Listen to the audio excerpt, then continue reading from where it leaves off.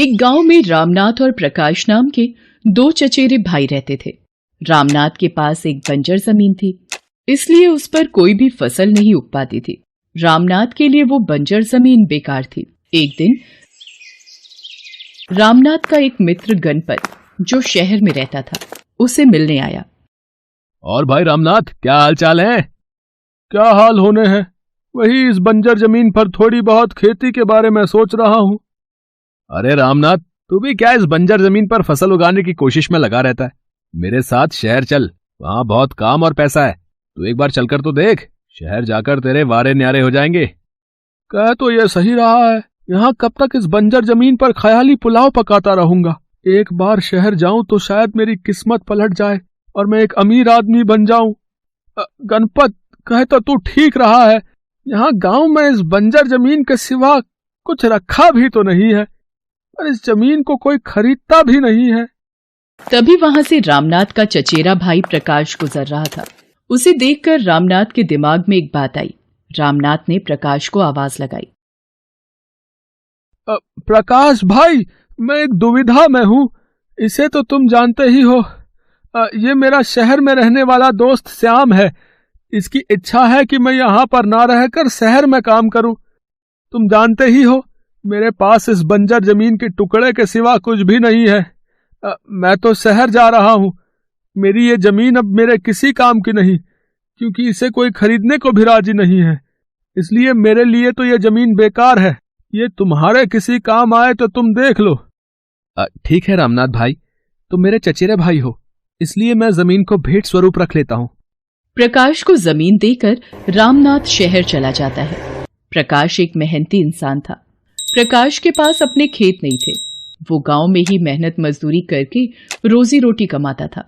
इसलिए उसकी पत्नी सरोज ने उससे कहा, सुनो जी, रामनाथ भैया तो शहर में बस गए हैं। वो जमीन आपको देकर गए हैं, क्यों ना उस जमीन पर थोड़ी खेती करके देख लो। क्या पता फसल उगाए, फिर तुम्हें इधर उधर मेहनत मजदूरी करने की भी जरूरत नहीं पड़ेगी। कह तो तुम ठीक ही रही हो सरोज, मैं कल ही खेत पर जाता हूँ और साफ सफाई करता हूँ। बाकी हमारी किस्मत है, अगर थोड़ी बहुत खेती हो गई तो बेचकर गुजारा कर लेंगे। प्रकाश ने उस बंजर जमीन पर साफ सफाई का काम शुरू कर दिया। उसने खेत पर चावल की फसल बो दी। कई दिनों तक वो लगातार उस जमीन पर फसल उगाने के लिए मेहनत करता रहा। उसकी जी तोड़ मेहनत आखिर एक दिन रंग लाई और खेत में चावल की फसल लहराने लगी। प्रकाश अपनी मेहनत से बहुत खुश था और वो सोच रहा था कि जल्दी से जल्दी बस फसल काटकर अच्छे दामों में बेच देगा। पर एक दिन अचानक रामनाथ शहर से वापस आ जाता है। अरे रामनाथ भाई, आप कब आए? बस आज सुबह ही वापस आया हूँ। वो शहर में बात कुछ जमी नहीं, इसलिए अपने गांव वापस लौट आया। पर मैं ये क्या देख रहा हूँ, मेरी बंजर जमीन पर तो चावल की फसल लहरा रही है। ये कैसे मुमकिन हुआ? शायद मेरी किस्मत तभी मुझे गांव वापस ले आई, क्योंकि मेरी जमीन मेरा इंतजार कर रही थी। चलो अच्छा है, अब ये चावल की फसल अच्छे दामों में बिक जाए तो मेरा कुछ फायदा हो। भैया, आप ये क्या कह रहे हो?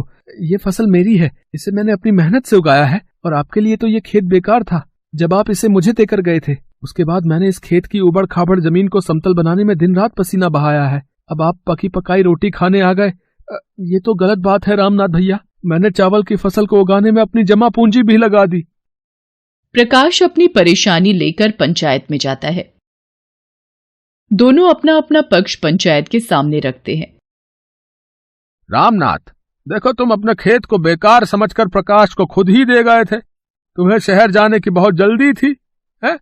या तो उस वक्त उस खेत को तुम प्रकाश को ना देकर जाते तो बात सही थी, पर तुमने उसे कहा कि तुम इस जमीन को हमेशा के लिए रख लो। अब उस बंजर खेत पर प्रकाश ने अपनी मेहनत और लगन से फसल उगाई, और उसकी मेहनत की वजह से ही तुम्हारी ये बंजर जमीन एक हरे भरे खेत का रूप ले पाई है। इसलिए अब से इस खेत का असली हकदार प्रकाश ही है। प्रकाश की खुशी का ठिकाना नहीं था, क्योंकि पंचायत ने सही फैसला लेकर गरीब प्रकाश को उसका हक दिलवा दिया। पर रामनाथ गुस्से में आ गया। इस प्रकाश को तो मैं देख लूंगा। अगर ये खेत और फसल मेरी नहीं हुई तो मैं इसकी भी नहीं होने दूंगा। इस पूरे खेत को उजाड़ दो, सारी फसल बर्बाद कर दो। इस तरह खेत को बर्बाद करना कि आज के बाद यहाँ पर कोई भी फसल ना उग पाए। रामनाथ कुछ गुंडों को पैसा खिलाकर प्रकाश की मेहनत से तैयार की हुई चावल की खेती बर्बाद करवा देता है। अगले दिन जब प्रकाश खेत पर पहुंचता है, वह खेत को उजड़ा हुआ और बर्बाद देखकर फूट फूट कर रोने लगता है। उसकी सारी मेहनत खराब हो गई थी। देखा मैं क्या कर सकता हूँ, सीधी उंगली से जब घी ना निकले तो उंगली टेढ़ी करनी पड़ती है, और ये बात मुझे तुझे समझानी थी। अब इस खेत पर कोई और फसल उगने से रही, जितनी मर्जी कोशिश कर ले तो इस चावल के खेत में अब कोई फसल नहीं उगा पाएगा। अब इस खेत को अपने पास ही रख और इस पर रोजाना टहला कर, इसी काम का रह गया है ये खेत। रामनाथ अपनी मनमानी करके और बेचारे प्रकाश के खेत का नुकसान करके हंसता हुआ वहां से चला जाता है। प्रकाश की सारी मेहनत खराब हो चुकी थी और वो कुछ कर भी नहीं सकता था। वो कुछ देर वहीं खेत पर बैठ जाता है। तभी अरे, खेत के पानी में ये छोटी सी मछली कैसे आ गई? शायद मिट्टी के साथ पानी में बहती हुई आ गई होगी। इस पर थोड़ा पानी डाल देता हूँ, जिंदा रहेगी। प्रकाश उस मछली पर पानी डाल देता है। मछली उस खेत में तैरने लगती है। तभी प्रकाश को एक तरकीब सूझती है। अगर मैं इस चावल के खेत पर मछली पालन करूं तो सब कुछ पहले जैसा हो जाएगा। हाँ, ये ठीक रहेगा। मैं अभी घर जाकर सरोज से इस बारे में बात करता हूँ। रामनाथ भैया ने इतना गलत किया है, हमें उनसे बचकर रहने की जरूरत है। तुमने जो मछली पालन का विचार सोचा है वो बहुत ही अच्छा है, पर पहले हमें मुखिया जी को सारी बात बतानी होगी, ताकि वो रामनाथ भैया के साथ सख्ती से पेश आएं और रामनाथ भैया दोबारा हमारे खेत को खराब करने की हिम्मत ना कर सके। रामनाथ, मुझे प्रकाश ने सब बता दिया है। अगर तुमने उसके खेत को दोबारा नुकसान पहुंचाने की कोशिश की तो तुम्हें इस गांव से हमेशा के लिए बाहर निकाल दिया जाएगा। हाँ प्रकाश, तुम अपने चावल के खेत में मछली पालन का काम शुरू करो। अब तुम्हें कोई भी तंग नहीं करेगा।